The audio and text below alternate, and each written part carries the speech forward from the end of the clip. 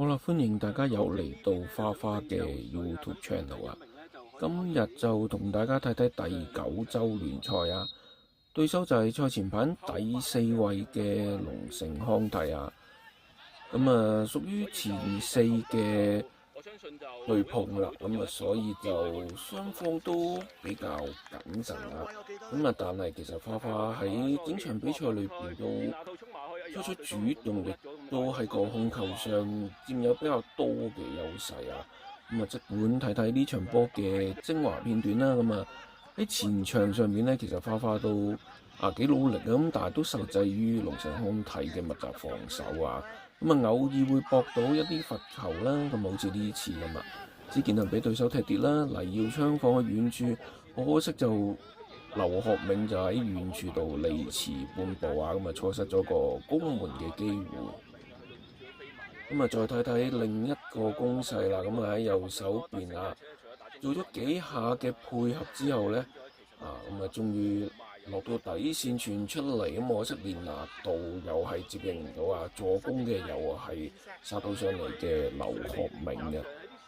既然對手縮得咁後啦，就揾下啲死球破關嘅機會啦。角球跌翻出嚟啊，光仔啊想抽埋去，射中人堆啊！門前混戰一輪之後呢，連拿度呢，踢到對手嘅萬子元啊，球證吹罰咗啊！龍城康體就偶爾有啲反擊啦，呢一下就郭劍橋就雙拳啊打翻個波出嚟啊，以為蘇有田可以打翻個波出嚟啦，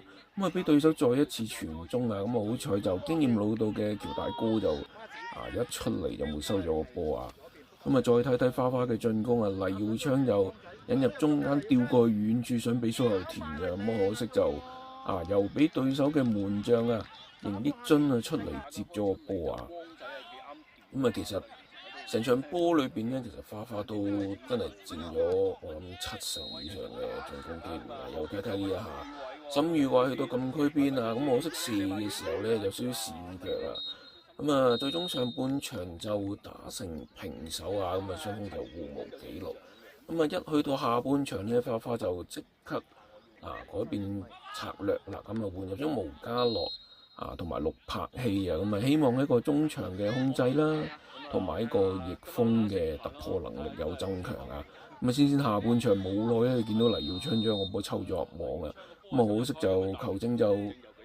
判罰咗越位在先啊。如果唔係就花花，如果喺下半場早段打翻紀錄咧，我諗成個比賽嘅進程都完全唔同嘅。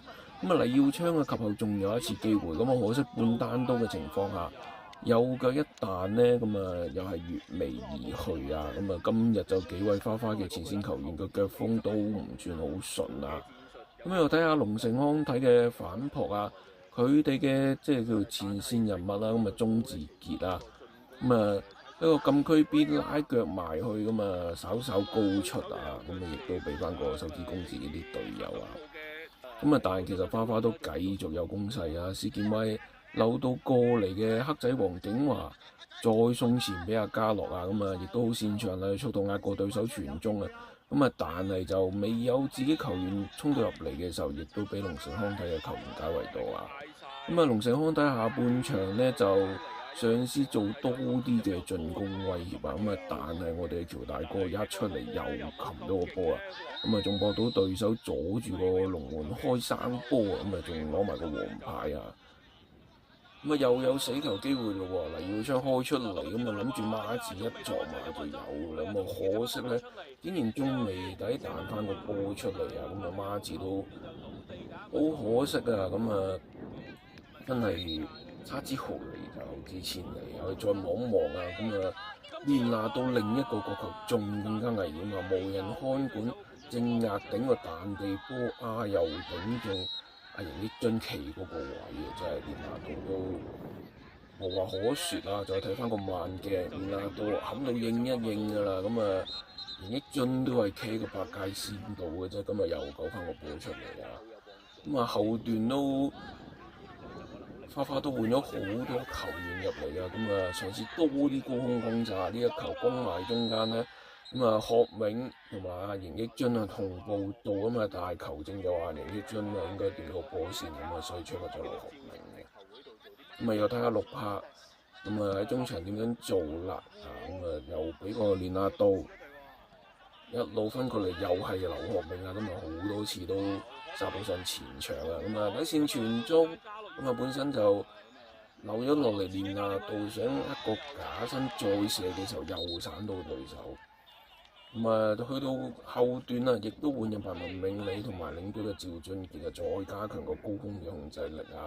咁啊，睇睇趙俊傑呢一球啦，喺邊線啊，想打個後周啊唔成功，但係文明理啊掠翻甩個波啊，趙俊傑嚟個斯丹轉身送過嚟遠處，無家樂都以為有㗎啦。啊喺個遠處無人看管頂埋去啊，中埋個內處彈翻出嚟喎。咁啊，連拿度想